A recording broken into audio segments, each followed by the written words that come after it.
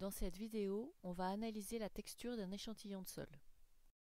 Alors quand on dit échantillon de sol, il faut être un petit peu plus précis. En fait, il s'agit d'un échantillon d'un horizon particulier du sol. Donc là, moi j'ai choisi un horizon de terre arable. On prend à peu près 200 ml de terre et on le met dans un bocal ayant un couvercle.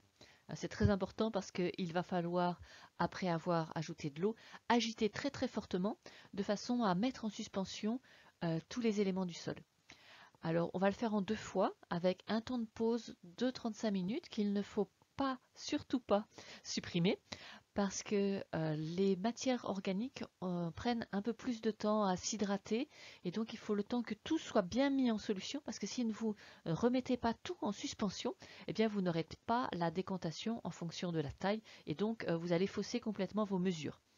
Donc il faut prendre le temps d'agiter très fermement pour bien séparer les différents composants, bien laisser reposer pour que tout l'humus s'hydrate bien et puis à nouveau réagiter parce que c'est là que l'on va mettre les particules bien séparées les unes des autres en suspension et à ce moment-là vous pouvez transvaser dans un autre bocal pour éviter ce genre de problème. Souvent les bocaux à couvercle ont une base qui n'est pas cylindrique qui donc va fausser les mesures.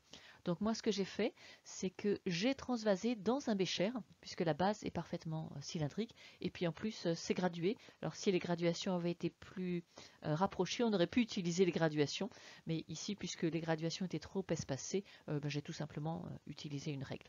En tout cas, il vous faut à la fin, il vous faut faire sédimenter dans un bocal qui soit parfaitement cylindrique parce qu'on ne veut pas de variation de volume selon l'axe vertical. Il faut laisser déposer au moins 24 heures.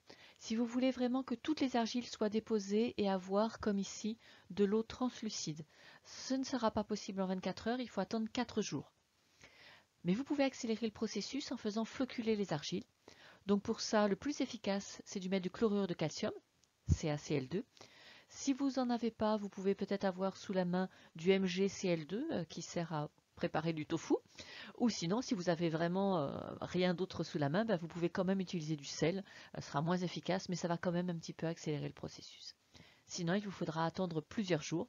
Et si vous n'avez pas la patience et que vous n'avez rien mis pour floculer, eh bien, il faudra savoir que vous avez une petite sous-estimation de la quantité d'argile qui se dépose dans votre milieu. Et donc, vous allez sous-estimer la quantité d'argile. Une fois que tout a sédimenté, on va mesurer la hauteur totale des 3 éléments qui nous intéressent. Pour ça, il faut arriver à identifier les différentes fractions minérales. Tout en bas, plutôt clair, un peu grossier, on a les graviers. Donc les graviers ne seront pas utilisés pour la détermination de la texture. Au-dessus, un petit peu plus foncé, avec justement une granulométrie qui, même à l'œil, a l'air plus fine, on a les sables. Très foncé, texture très fine, les limons. Et puis tout au-dessus, alors les pointillés ne sont pas à la bonne limite, c'est ici, beaucoup plus clair, les argiles. Vous ferez attention qu'ici, ce sont des argiles au sens granulométrique, c'est-à-dire qu'on considère comme argile au sens granulométrique tout ce qui a une taille inférieure à 2 micromètres, quelle que soit sa nature. C'est-à-dire que dans ces argiles granulométriques, on va avoir des argiles au sens géologique, des argiles minéralogiques, donc des phyllosilicates, mais on aura aussi toutes les petites particules organiques qui font partie de ces argiles au sens granulométrique. Comme on cherche à déterminer les proportions d'argile, de limon et de sable, on va prendre la hauteur totale de ces 3 fractions, mais seulement elles, donc vous ferez bien attention à ne pas prendre les graviers. On va prendre la hauteur totale d'argile, de limon et de sable. Donc pour moi ici, ça fait 2,8 cm. Et puis ensuite, puisque notre récipient est parfaitement cylindrique, j'ai juste à mesurer la hauteur d'argile, donc seulement 1 mm, la hauteur de limon et la hauteur de sable. Et pour avoir les proportions, eh bien, je vais diviser la hauteur que j'ai obtenue par la hauteur totale et multiplier par 100 et j'aurai ainsi le pourcentage des 3 fractions argile, limon et sable dans cet échantillon.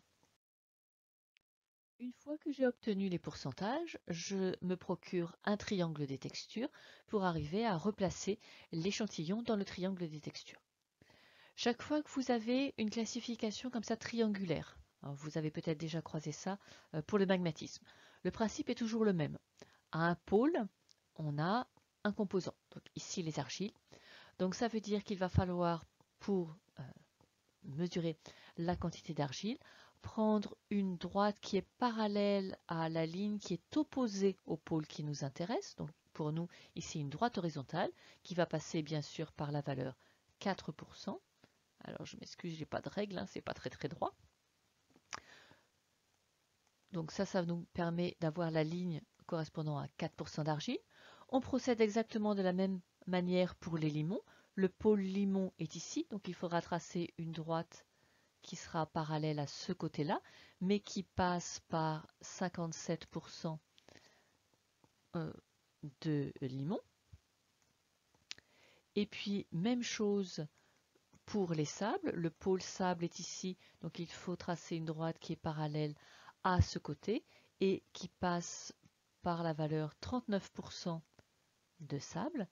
Et si j'avais tracé tout ça avec une règle, ça se serait correctement croisé en un point, qui est dans le cadran de la texture limoneuse fine. Donc je sais que j'ai affaire à un sol limoneux fin. Alors, enfin, pas un sol, à un horizon de terre arable limoneux fin. Alors pourquoi s'être donné toute cette peine pour déterminer qu'il s'agit d'une terre arable limoneuse fine? C'est parce qu'en agronomie, on va en tirer beaucoup de conséquences pour l'usage des sols. Alors bien sûr, l'application agronomique n'est pas exigible en BCPST, mais je vais vous en donner quand même quelques idées pour que vous voyez l'intérêt et puis pour que ça vous donne envie si vous continuez à faire de l'agronomie. Donc ça, c'est le sol de mon jardin. Je détermine que j'ai un sol limoneux fin. Alors, quelles conséquences ça a en termes d'application pratique?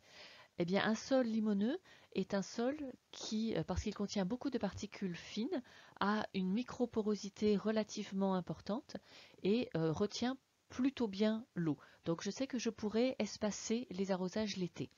Mais, il faudra au contraire que je me méfie au moment de l'hiver, de printemps et de l'automne, des périodes de fortes pluies, parce que les limons ont tendance à boucher les pores et à rendre le sol imperméable. Et ça, c'est quelque chose que j'ai vu juste à côté de l'endroit où j'ai fait le prélèvement, un hiver où il y a eu beaucoup de pluie.